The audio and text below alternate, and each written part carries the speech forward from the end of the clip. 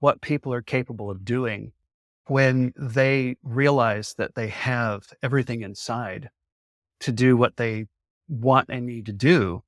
Like you were saying, the tools that we call medicines, what they do is temporarily allow someone to move to a different vibrational level. It's like shamanic travel, if you will, using a chauffeur and a limousine Right. versus you being able to get in your own vehicle and go there. And so that's where I come in, and I help people understand that you've got everything inside to get there. And here's how we unlock that. Here are the keys to your car. Here's your car. Oh yeah, you didn't realize you had one, but here it is. Welcome to Changing the Channel with Joe Garner, a show about shifting our individual and collective beliefs on what is possible for the future of humanity. As our understanding of how our reality continues to shift, we are at a point of reunification between science and spirituality. What does the world look like when we break free from the generational trauma that has kept most humans playing small for thousands of years and step into our full power as the co-creators of this reality? I always ask that you keep an open mind with this podcast. Ask yourself what resonates with my truth at this time and what does not. Respect your intuition, but see if you can get through the whole show, because there might be that little nugget buried deep in the conversation that unlocks something for you.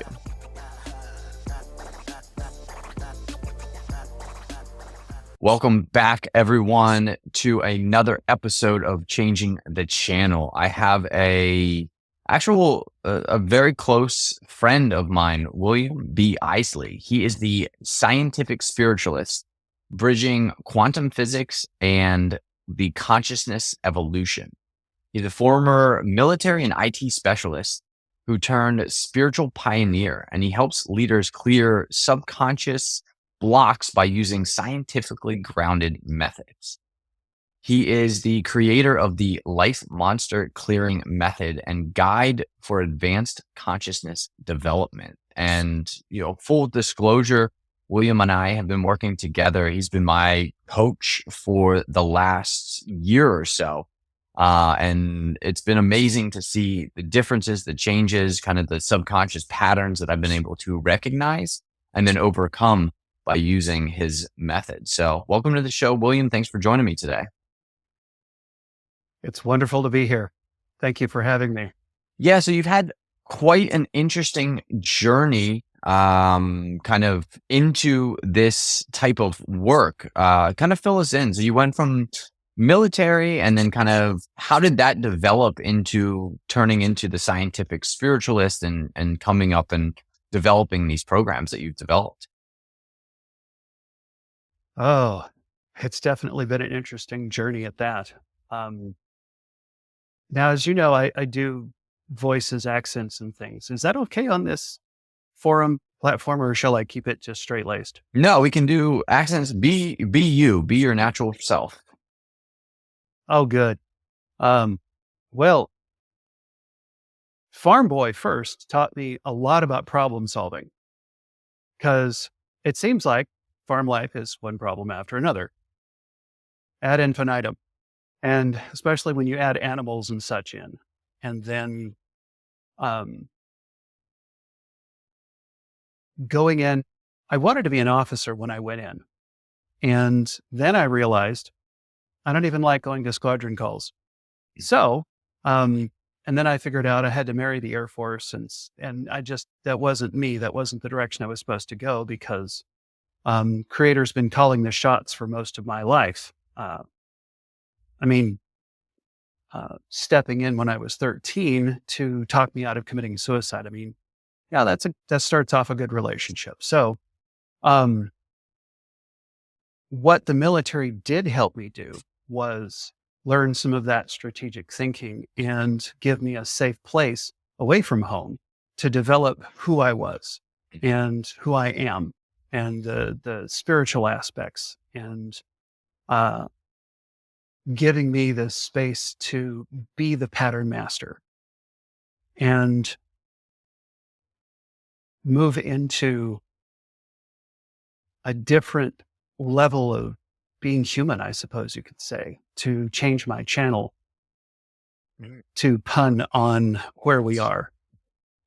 Now, And did the military have, like, when you were in the military, were you working with any kind of consciousness experiences or experiments or anything like that? Because I know there's a lot of kind of disclosure coming out about what some of these three-letter agencies have been doing with human consciousness and astral traveling and all of this stuff, but you didn't have any experience with that. no, sir, I wish I could say I did, but I did not. I worked with special weapons. I was a glorified janitor. Mm. And then they saw, I got bored after about a year and a half of working with doing the same damn thing every day. And so it's like, can you get me out of here? And so they put me into an office job, and it was a mess, and I cleaned it up. And they're like, oh, he's pretty good at this. Let's move him to another office that's a mess. And so I cleaned that one up. And then they moved me into another one that was my last job, and I cleaned that one up. Very good at organizing patterns. Um, I taught myself computers while I was in. And this was back in the day when you almost had to roll your own computer to use one. I mean, buy the motherboard and the RAM and all that stuff. And so, Hmm. I mean, 35 years ago, it was a whole different world. And so, we'll get into it later, but already knowing that I was special, that I could interact with people without bodies and dead people and whatever, I had a different perspective. And so while I was in, I got involved in Overeaters Anonymous, which really helped the relationship with Creator of the universe. And no, unfortunately, I wasn't involved with anything from that aspect of the military. It was just a job. Mm. I mean, yes, I was serving my country and all that. It was a job. The journey to finding myself started with a shift in how I viewed my health. That is why I am proud to partner with Purium, the transformation company. What if you could support your health with a system designed for today's challenges? Purium is more than a supplement company. It's a solution for regenerative health. Their whole food products include the only clinically proven glyphosate detox, helping you eliminate the toxic buildup caused by modern farming. Pair that with Beyond Organic superfoods and the most efficient source of protein on the planet, and you've got a powerhouse combination to build muscle, improve digestion, and fuel your energy levels, all while promoting deeper sleep. Plus, Purium is mission-driven with planetary health in mind. They're proud to lead the way in a plastic-free movement using biodegradable packaging as much as possible. True health freedom starts here. Experience the power of this regenerative healing system for yourself and witness your own transformation take place. You get 60 days to try it, and if you truly don't feel any benefit, you get fully refunded. I have personally been using the daily Core 4 products and have noticed an increase in my energy and the depth of my sleep. Use the link in the descriptions to get started today and receive at least $50 off your first order over $75. So as you're developing, you're going through these experiences, these life experiences, you're having these phenomenon continue to happen that had been happening. I think you said like since you were 4 years old. What was kind of that experience? What were you going through? How were you experiencing these non-physical beings? With fear and trepidation, because I was at that point, I wasn't quite a recovering Southern Baptist. And so some of that stuff scared the shit out of me because, well, everything's demonic from that perspective in that world. It's amazing how that works. We won't go there. And so, Creator had to set me down one day. And this was somewhere in the mid 90s. And it's like, okay, I built you, right? Yeah. And that implies that all of the things that you can do are things that I built you for. Yes. Yeah. And he's like, okay, so this book says you're not supposed to do these things. Yeah. And yet I'm the one who commissioned its writing. Yeah. I don't have a problem with it.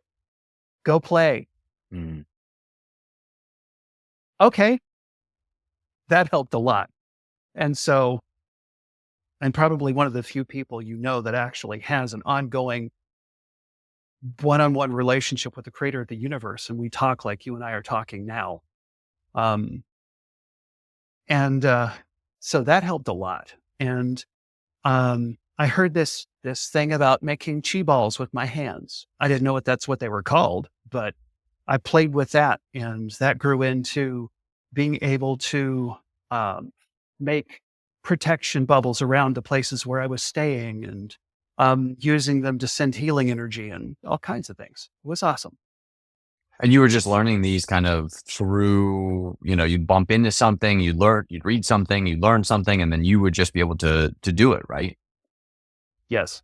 Yeah, that's a very interesting experience. I've kind of had that experience as well, where I'll read about something, and then the next day I'm doing it, kind of not even consciously, but I'm whatever that is, making energy balls, and those are some of the things that you taught me, and I'm very appreciative of like creating an energy bubble around me when I'm in certain specific situations, or I've got to go into. I was in New York City this last week, and there's a lot of energy, there's a lot of things there, there's a lot of stuff going on, both physically and non-physically. And yeah, to be able to remain centered and be in that bubble and know that, you are protected from anything that's happening in that place is very useful and helpful, when you are, at least aware and susceptible to these energies around you. So it's, it's really a crazy thing to experience that. And for those who are listening that do experience it,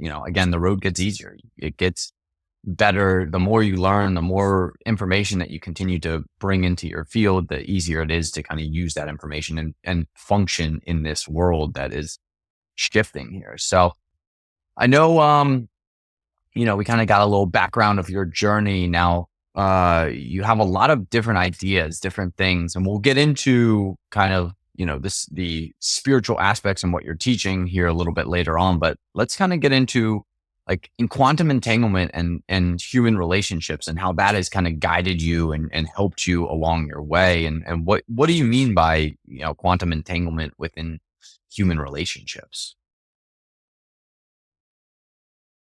Well, if we look at quantum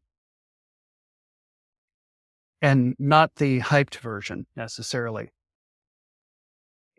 for me, it goes back to whenever creator built the entire universe, there was only creator's essence and energy to work with. And so for those of you that have a challenge with this, I apologize for using pronouns with the creator of the universe, but he's convinced me. The first book I wrote was calling it.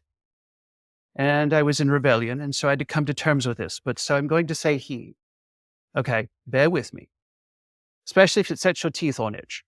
I watched Mary Poppins a few weeks ago. So anyway, the only energy that he had to work with was his own. And so everything we're working with, touching, tasting, is creator's energy. It's just slowed down to the point where we can touch it. And so then in terms of quantum entanglement, for me, that's where it all starts. So then the extra layers that we've been able to do with all of our experiments are extra layers. At the fundamental level, we're all connected because we're all made out of the same energy. It just looks different. And so the being a certified emotion code practitioner, which is where I started with my official energy work, I learned that I could work with someone on the moon or Mars if there were people there.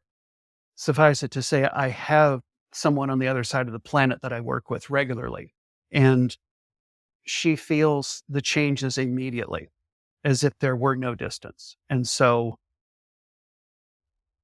That for me, that's how that works, because we're all already entangled. And so then we could get into previous lives and all of that stuff. I don't know if you want to go there, but it's just the fact that we have interactions in different lifetimes that just makes the connection stronger. Are you seeking a path to inner peace and personal transformation? Check out my website where I offer free weekly guided meditations designed to help you reconnect with your inner self and navigate your day with mindfulness. Whether you're new to meditation or looking to deepen your practice, our sessions provide a supportive space for growth. Join our community today and start your journey towards a more balanced and conscious life. Visit joegarner.net and sign up for our free weekly meditation. Find the link in the show notes. Yeah, I think that's something that I really haven't explored on show. I know we've talked about it in depth in our sessions, but I don't think on show we've really talked about what does quantum mechanics say about past and future lives, and how can we use that in a little bit more practical of a way? Again, assuming that you're buying into this idea of quantum mechanics, which, at this point is more or less scientifically proven. We're well past the idea that this is just a theory, and this does seem to be how reality works, how everything around us, the physical reality and the non-physical reality, seems to follow these quantum mechanical rules of entanglement and all of this stuff. So, kind of break that down. How does quantum entanglement come into past lives and future lives? And how do you help people use the information from their past lives and their future lives to have a better life in this existence, this reality right now?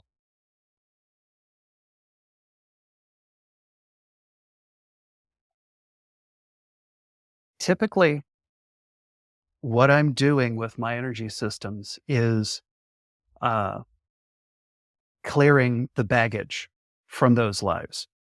And with the life monster clearing, this is the first time that uh, I've actually come in contact with some people's life monsters come from past lives. And so then they're able to go through and see, oh, that's what's holding me back. That's why X, Y, and Z isn't working, because this thing back there. And I'm not even sure that quantum anything really applies for past life stuff. It's more, that's our timeline. That's what's in what I call our soul container. When I was writing my first book, I discovered that there's the parts of a human are the light, the soul, and the spirit. And that could be a whole other podcast, just explaining that part. And yet, for me, the soul is the container. It's the instinct layer to how to be a human on this planet. And it carries our information. And it's a lot like a beat up car, if you will, that we've been driving for multiple lifetimes, because what creator showed me were these tubes of light that act like string cheese, where he'll go and he'll pick this little piece out of one of these, and some people call them color rays. It's like, what color ray did you come in on? And that's what he showed me so the human brain could break it down and understand. But it's like, this little piece is this lifetime, and it's who I am. And then it gets put in the car, so to speak. And then that's in the bigger realm of the recorder for the different planets and the different galaxies and whatever else we've been doing in this universe. And then we go through life with our soul container that teaches us how to be on a planet. And I almost think I'm getting lost in this. So keep me on track if I am getting out of bounds, shall we say. And when we talk about quantum, we typically are only looking at one dimension and one way of thinking about it. And for me, quantum is that space between the ascended zone where the archangels and such live and where the material realm is. And we're kind of at the bottom of that vibrational frequency in the physical plane. And so the quantum is talking about manifestation and becoming. And so then, in order to interact with archangels and creator and whoever on a personal basis, we have to become something else. And then when we come back through, we become physical again. And sometimes we can open continuous communication channels through all of that. So for me, the idea of quantum gets a little murky where I live, because that is the basis for just about everything I do. Mhm. It's like a jumping off point as you go further and deeper. It's like kind of like it's the next level, but there's more levels past that. Yes.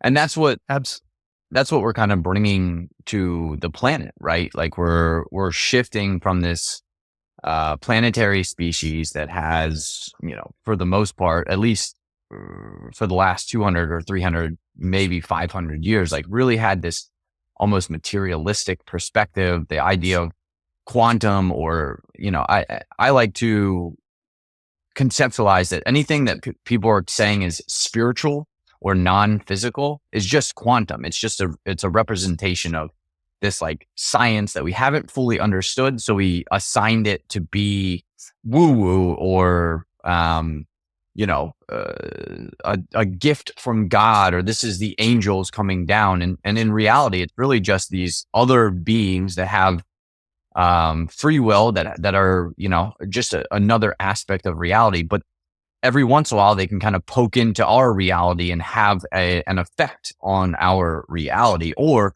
we can go into their realm and then bring some of that information back into this realm, which is what, I really like to help people do is, all right, we're going to go into this other realm. We're going to go into, either a past life or a future life, and we're going to experience a little bit of that experience, but you're going to bring that experience back because you're semi-conscious when you're going through this experience. And that's what you kind of do in your sessions as well. Like we go into this meditative state, and I'm sure the person's ability to meditate has a little bit of an effect on how deep or how shallow they can go into these realms. But, is that what you feel like you're kind of taking them into these realms that you're very familiar with, and then they're able to play and shift and change and move? Or is it more, they're just kind of doing what they naturally be doing, but they're just more aware of it? That's closer, just because typically who I'm working with now, you already know how to meditate, and you know how to drop into a trance state and take yourself to that altered consciousness.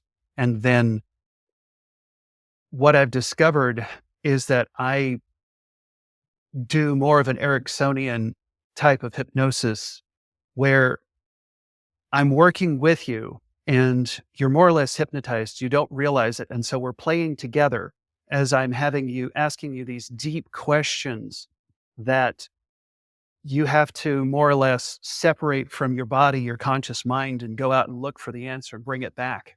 And then it just kind of shows up and you're like, oh, wow, that's so cool. It's almost like being stoned while not being stoned. Right. And that's an interesting concept, is that a lot of these medicines, these kind of psychoactive medicines, are showing you something that you're capable of doing without the medicines. But because, we've been trained that our five senses are the only reality that we need to exist in, and that's all that there is, that, these psychedelic experiences are something else. They're either only happening in our mind, or it's this like projection into our nervous system that this medicine is having an effect on. And, from my experience and from many, many other experiences, and this is the cool thing about what they're learning about LSD and DMT trips is that, there are identical, like the same being is showing up in different experiences across time and across space in different realities.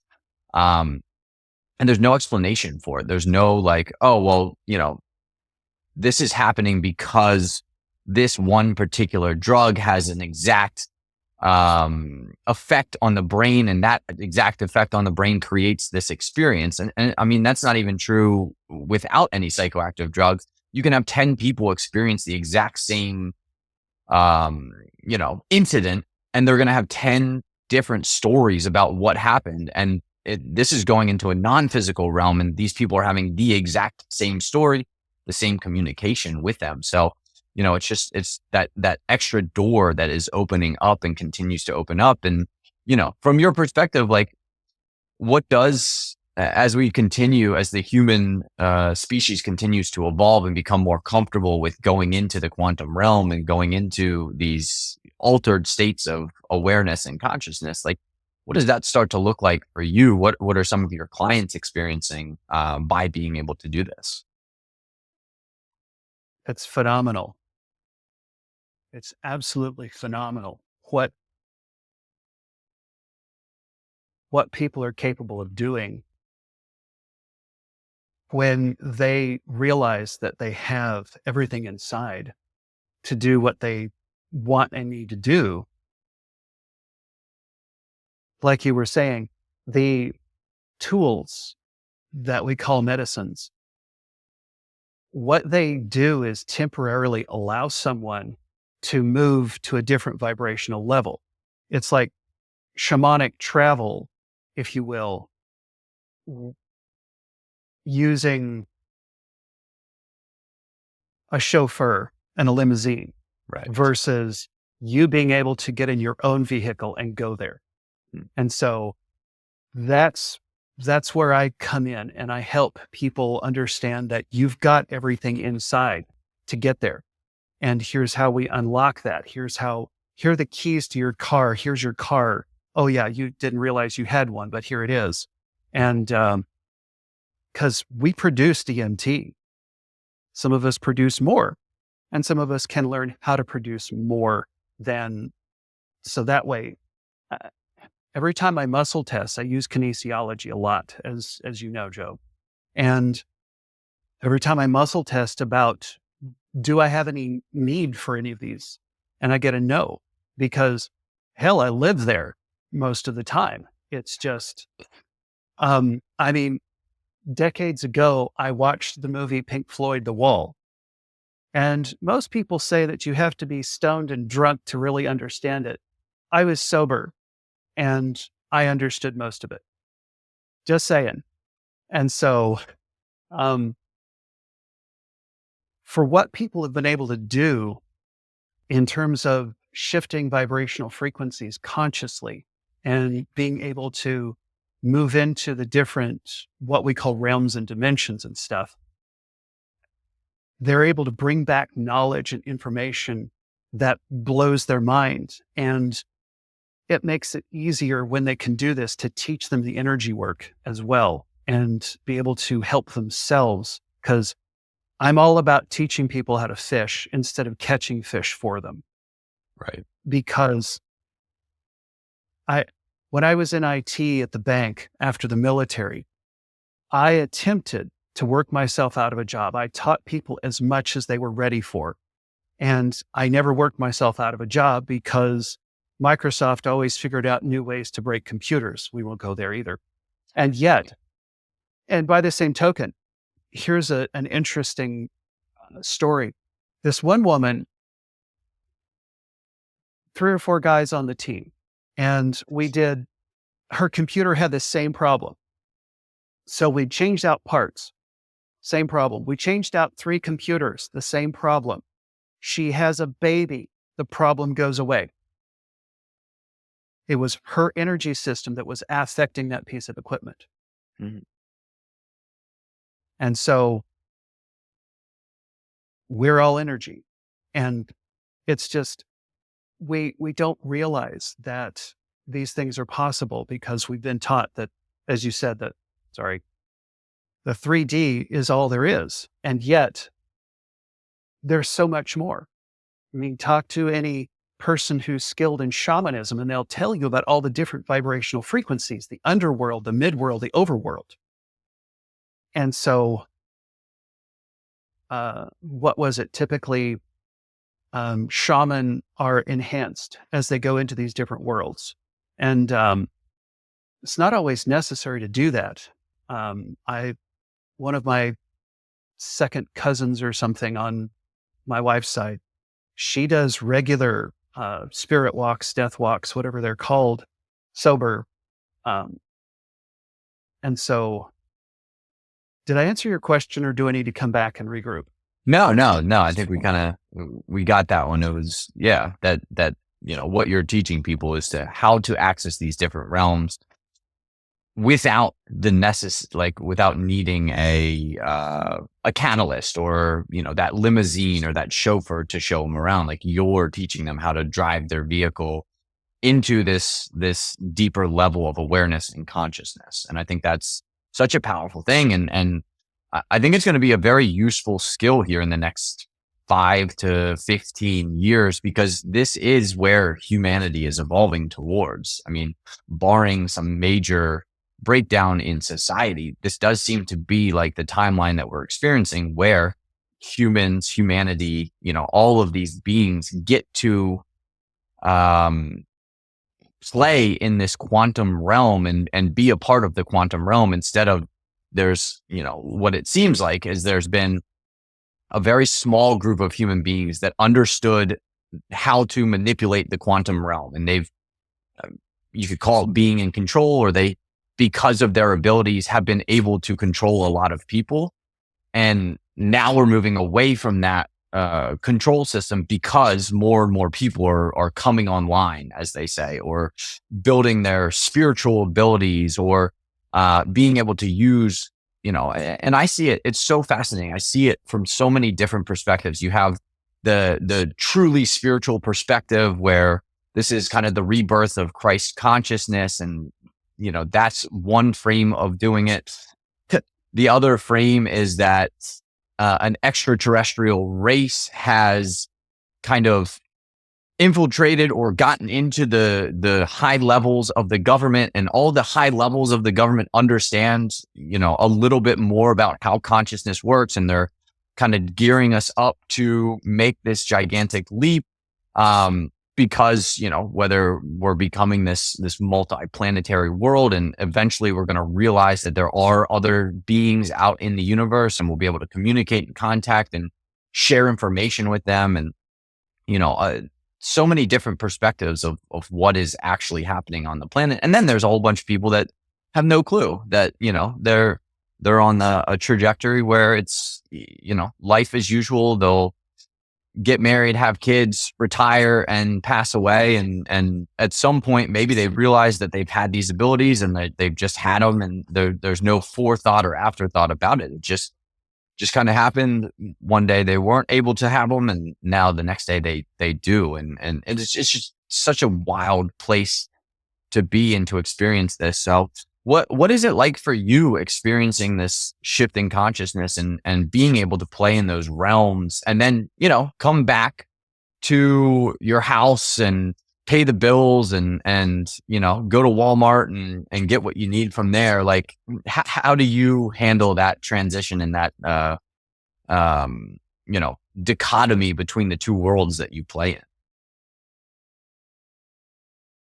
One of the best analogies I ever read was one of the many books I've read about quantum physicists and experiments and things. And this person was writing about how they go to work and they're dealing with subatomic particles and quarks and neutrons and neutrinos and so forth and so on. And they understand that nothing is solid, that nothing is real. And he's like, and yet it still doesn't stop me from getting in my car and trusting that it's going to be solid so I can go home. Hmm. And I suppose for me,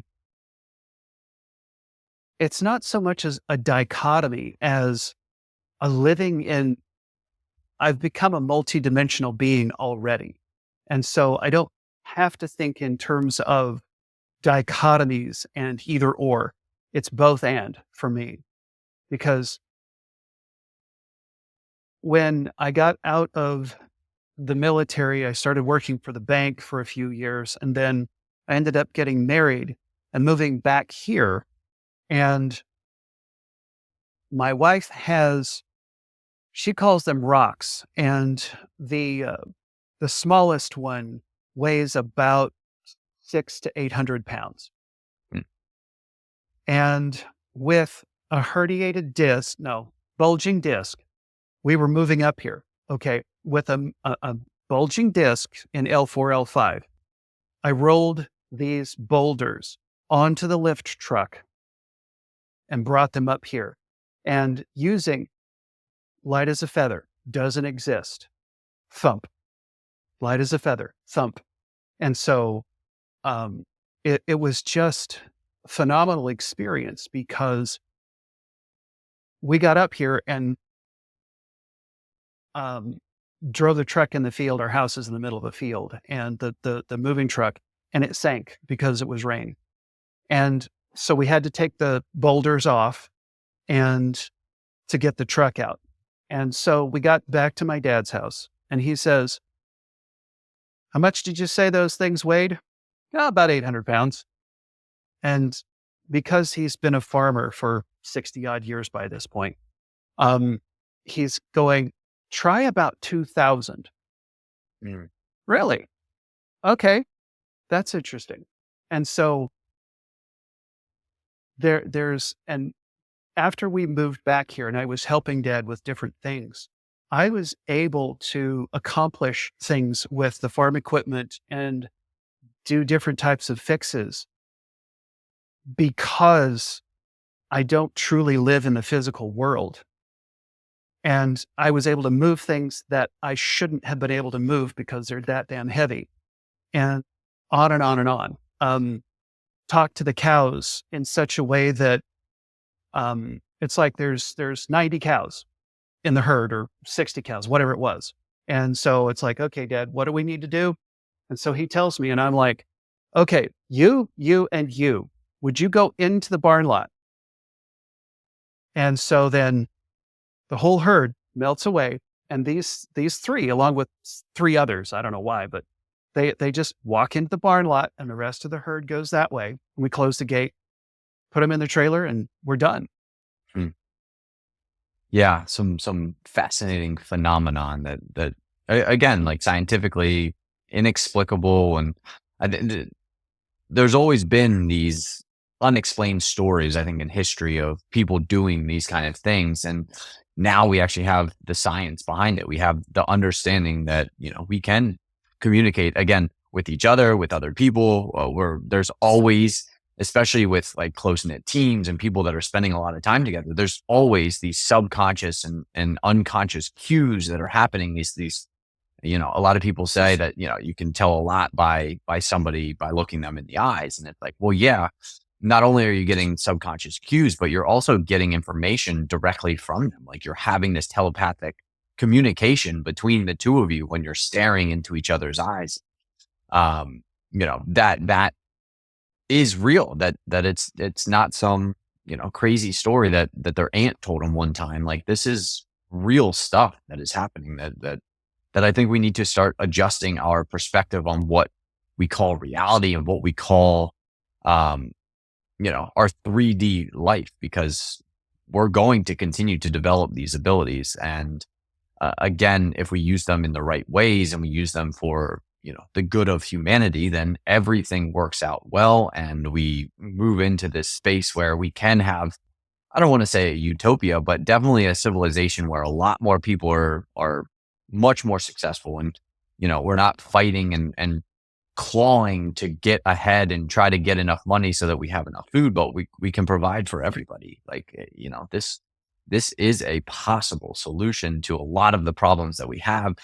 it's raising our awareness, raising our consciousness, raising our ability to, again, what I would say is go into the future and see what is possible in the future, and then bring that information back as more and more people kind of develop these abilities, develop these skills. And, for me, this is what I coach people on doing. It's how do we go into the future to find, a life path or something that is happening in our life that we want to see come into fruition. And then how do we bring that information back? And then it just kind of, from there, we have the steps on how it comes into this reality, and we can see and take advantage of that. And again, use that information for the good of all of humanity versus, again, this small group of people who have this ability, and then we use it to control or to coerce people into a reality that we want to experience, and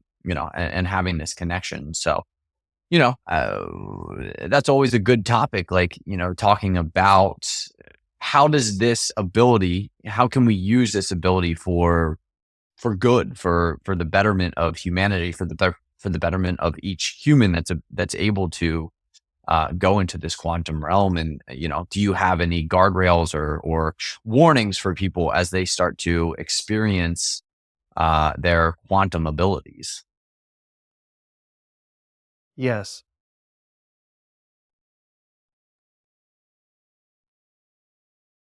Siddhartha, you call him Buddha. I've had a few conversations with him. He said that essentially judgment, attachments, is the root of all suffering. And one of the things that I like to help people understand is when we judge, when we give something a name and we judge it, and then that sets off a whole cascade of positive or negative thoughts and emotions and such. What I would recommend is, and this takes some work, I understand, because I walk this path. It's about being neutral and avoid labeling things in the quantum realm, in the spiritual realm, and the energetic realm, because I'm thinking that they're all separate and they're just different dimensions and vibrational frequencies. And we give them all the same name because we can't differentiate the frequencies yet. It comes down to be open, and not so open that you accept everything. There's recovering Southern Baptist, and yet there's still some good information, some good quantum physics information in the New Testament. The people didn't know what they were looking at when they tried to take everything out that was important. And they left some clues in. And so one of them is try the spirits and see if they be of God. And it's like, let's strip out all of the judgment and all of the religion and everything. And let's look at that phrase. So we're open-minded and we're trusting in our abilities, and yet be discerning and see if it feels with integrity and those kinds of things. So as you're going into the quantum realm, just remember that there are beings in there that don't have our best interest at heart. And if you move into judgment and negativity, you become a beacon for those beings. Mm. If you stay neutral or high vibration, neutral makes you invisible to the lower vibrations. And then once you move into the higher vibrations, if you will, of joy and peace and love and so forth, you become a beacon for those beings. And so that's the biggest guardrail, is when you're beginning this journey, stay as neutral as you can. And if a thought comes in that's low vibration, let it go. because you will magnetize things you really don't want to deal with at that point. Yeah. And yes, this takes a lot of practice. So you're not going to get it on the first try unless you're very special and you're very awake. And I'm sure you are because you watch Joe's podcast. Yeah. And I like how you use the word like drawing in, magnetized. This seems to be, again, how a lot of the quantum mechanical world works. It's just like gravity or, electromagnetism, this kind of stuff. Like, again, you put out negativity into the world, you attract that negativity right back to you. These are kind of the fundamental laws of the universe. And yet humans have created them in this, physical sense as well. Like, you attract what you are, and all of these kind of tropes that we've used to describe the physical reality, it's just a representation of this quantum mechanical existence and reality that we're also a part of. And I love to see how those communications, the phrases kind of come about, and how true they really are. How absolutely true they are. So yeah, I love that. If you are going into the quantum realm, if you're playing with spirituality, if you're, entertaining the idea of spirituality, make sure that you're doing the work to be positive, or at the very least be neutral. And I found, from my experiences, that neutrality is by far the best, because not only are you invisible to the negatives, you're invisible to the positives too. And you can learn and experience between those two, like what you need to experience just for you personally.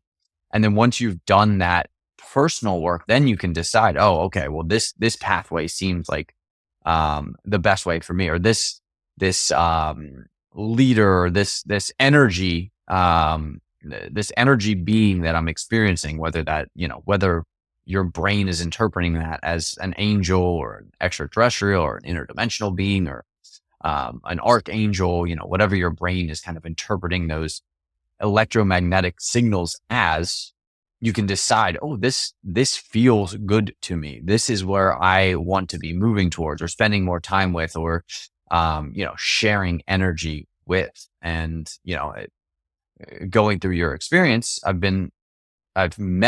had this communication with all these different guides and energies that are helping me guide my daily life. And I'd love to learn a little bit more about what the life monster clearing process is, what are life monsters, and kind of just give us a little background on what that process is, and how, you kind of come about it, and what you're actually doing when you're clearing these life monsters, as you call them.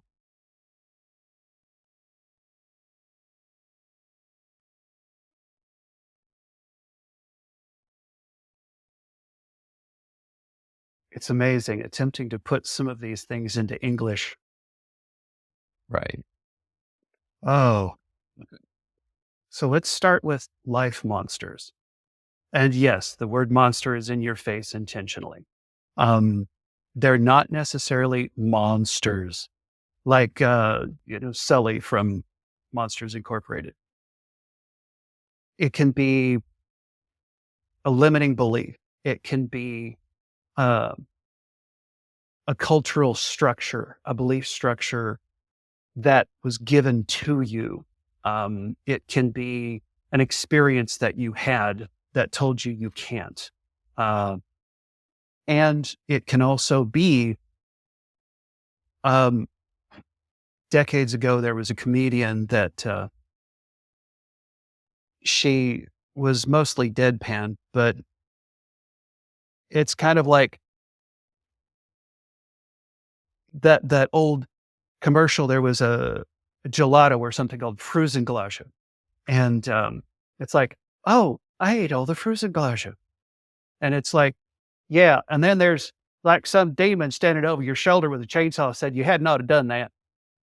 And so um, it can be another being that is either feeding off of you or energetically, or there to hold you down.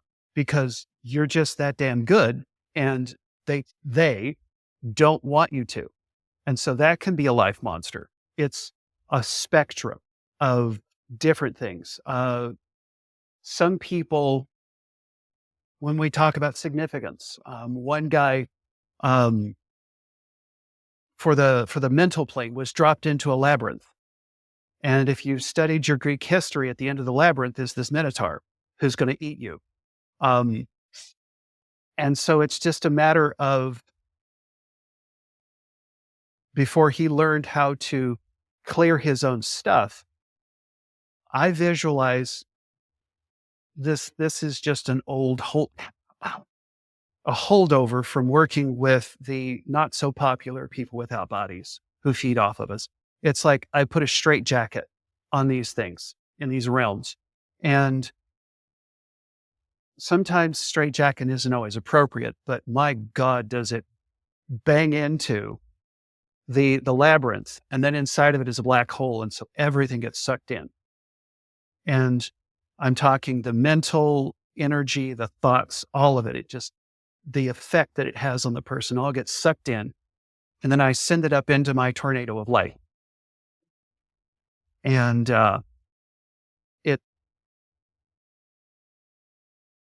it just makes a difference for people. And then from your perspective, Joe, when you moved to the point where you could clear your own challenges and visuals and monsters, how did that change the game for you? Yeah, it was very, I would say, powerful. Like it gave me this sense of ability that I didn't really have before, because again, what you were doing, we were going into this meditative state, and we were having kind of this semi-conscious experience with some of these life monsters. And then, when you kind of turned over the reins and said, all right, I want you to try to clear one of these or two of these, I found out that I had the ability, that it was all inside of me as well. Like you said at the beginning, I had this ability to kind of go and clear these things.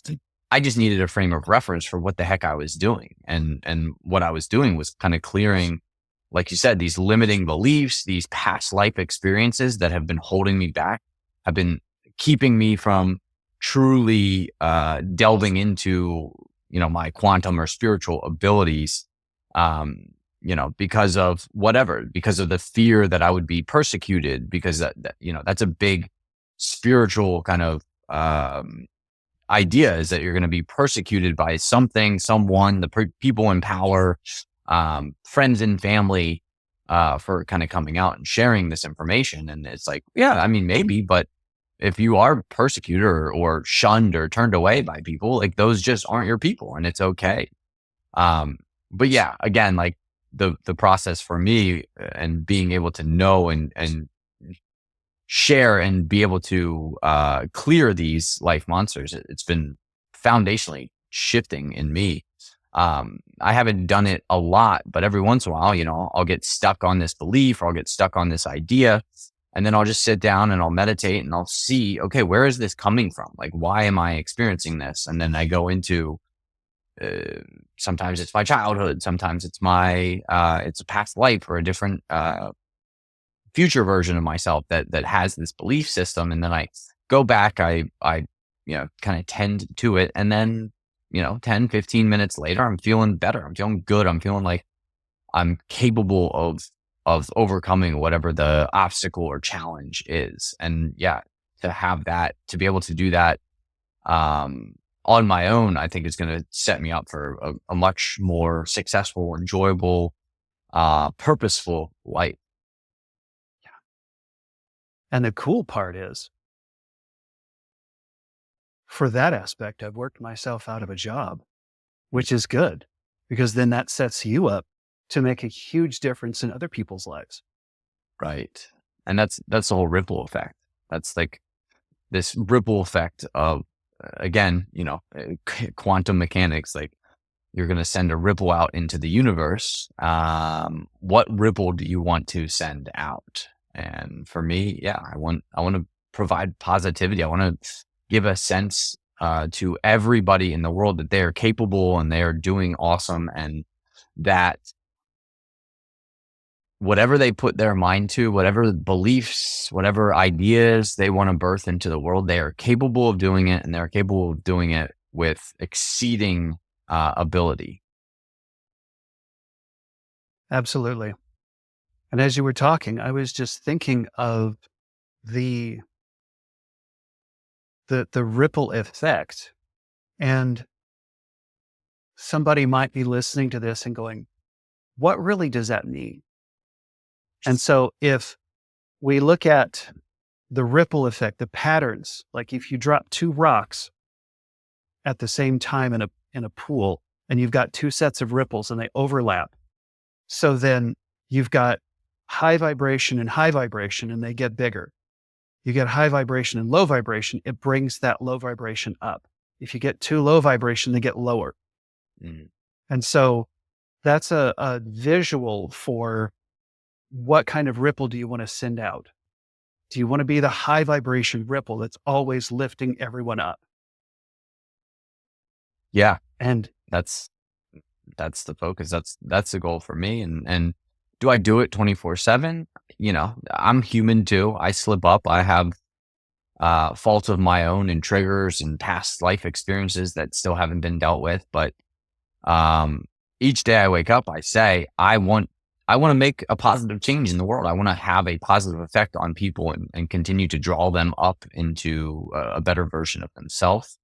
And in doing so, hopefully they draw some more people up. And that's why working with business leaders and people that have this kind of influence over people is my focus and my goal. Because if I can have a positive effect on somebody that has an effect on 50 or 100 or 1,000 people, well, then that just amplifies that ripple out into the world. So why would I not want to do that? Like, the only reason that I would, from a personal experience, the only reason I wouldn't want to do that is because I didn't believe I was capable of doing it.